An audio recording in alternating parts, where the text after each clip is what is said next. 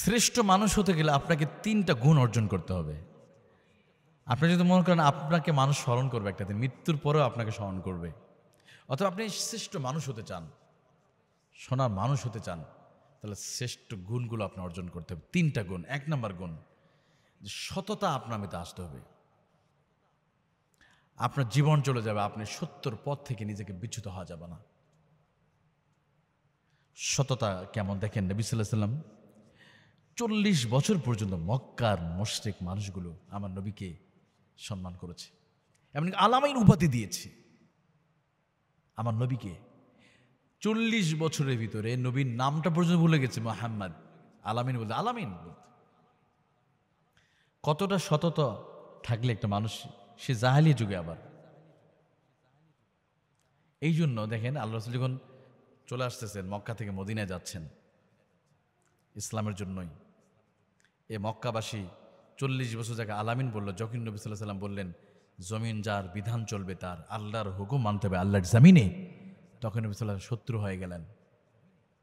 যারা আমার নবীর জন্মদিনে খুশি হয়েছিল, যে আবু লাহাব, আমার নবীর জন্মদিনে যে আবু লাহাব সোয়াইবাকে স্বাধীন করে দিয়েছিল, আমার নবীর জন্মদিনে যে আবু তালিব খুশি হয়েছিল, কিন্তু নবীর সে আদর্শ কথা যখন নবী বলতে গেলেন, তখন আমার নবীজি তাদের কাছে শত্রুয় পরিণত হয়ে গেলেন। তারা এবার প্ল্যানিং করলো সেই মুহাম্মদকে, যাকে আলামিন উপাধি দিয়ে, তাকে শেষ করে দিতে হবে। কতটা তাদের কাছে সততা পরিচয় দিয়েছিলেন। এমনকি দেখেন নবী সাল্লাল্লাহু আলাইহি ওয়াসাল্লাম মানে হিজরতের রাতে মক্কাতে মদিনায় আসতেছেন, তখনও আল্লাহর নবীজির হুজরাতে মক্কার মুশরিক কাফিরদের আমানত আমার রাসূলের ঘরে ছিল। সুবহানাল্লাহ।